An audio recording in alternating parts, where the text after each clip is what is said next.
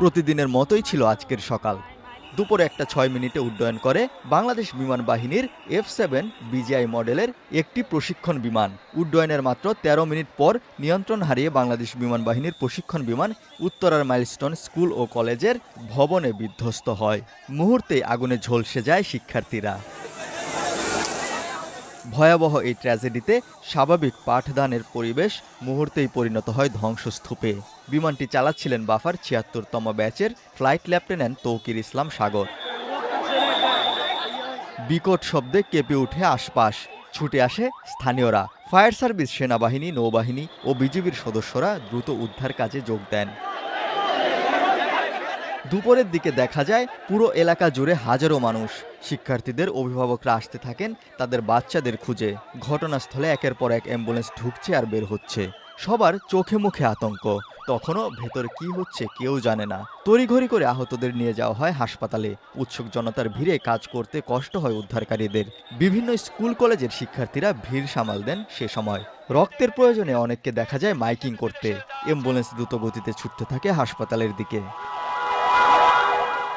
বেলা বাড়ার সাথে সাথে বাড়তে থাকে মৃত্যুর সংখ্যাও। বিকেল 4:30টায় ফায়ার সার্ভিস জানায় নিহতের সংখ্যা 19, আহত বহু মানুষ। দেখেছেন ক্রেন নিয়ে যাওয়া হয়েছে এয়ারক্রাফটের পিছনের যে ফিউজিলাস বলে ওই অংশটাকে টেনে বের করার জন্য। ওটা বের করার পর ফাইনালি সার্চ করলে আর কোনো ডেড বডি আছে কিনা সেটা আমরা জানতে পারবো।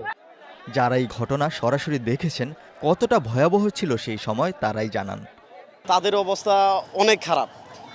তাদের শরীর থেকে আপনার চামড়া ক্ষয়ে ক্ষয়ে পড়তেছে। বের করতেছিলাম, এমন সময় একটা ছেলে বের করতে সময় ও আমাকে কান্না করে বলতেছে, আমাকে জড়িয়ে ধরেছে, ভাই ভিতরে আমার ছোট বোন, আমার একমাত্র বোন, আমার বোনটাকে বাঁচান। এটা শুনে আমার আরো বেশি খারাপ লাগছে।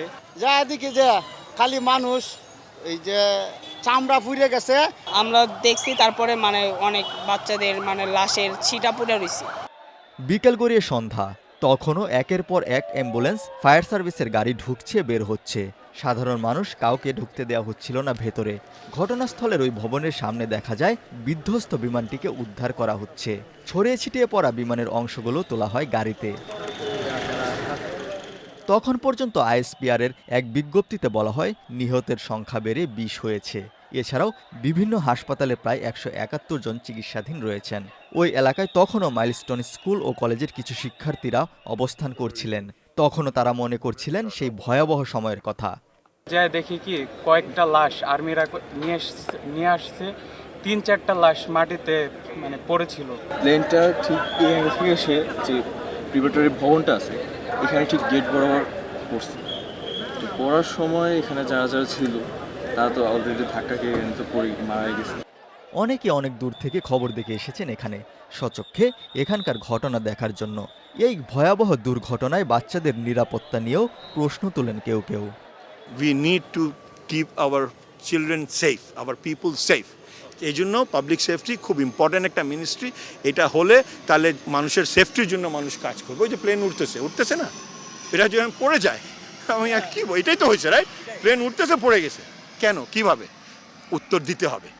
রাত 8:30টায় উদ্ধার কাজ সম্পন্ন করে ফায়ার সার্ভিস। বিমান বাহিনী বিধ্বস্ত বিমানের ধ্বংসাবশেষ সরান রাত 9:10 পর্যন্ত। বর্তমানে মাইলস্টোন স্কুল ও কলেজ ক্যাম্পাসের বিধ্বস্ত ভবনটি ক্রাইম সিন হিসেবে চিহ্নিত করে প্রবেশাধিকার নিষেধ করা হয়েছে। 22 জুলাই রাত 2টা পর্যন্ত মাইলস্টোন স্কুল অ্যান্ড কলেজে বিমান বিধ্বস্ত হয়ে মৃত্যু হয়েছে 22 জনের। জাতীয় বার্ন ও প্লাস্টিক সার্জারি ইনস্টিটিউটে রাতে চিকিৎসাধীন 2 জনের মৃত্যু হয়। ইনস্টিটিউটের আবাসিক সার্জন শাওন বিন রহমান রাত 1টার দিকে প্রথম আলোকে জানান রাত 10:30টায় একজন ও 12টার দিকে আরেকজন চিকিৎসাধীন অবস্থায় মারা যান।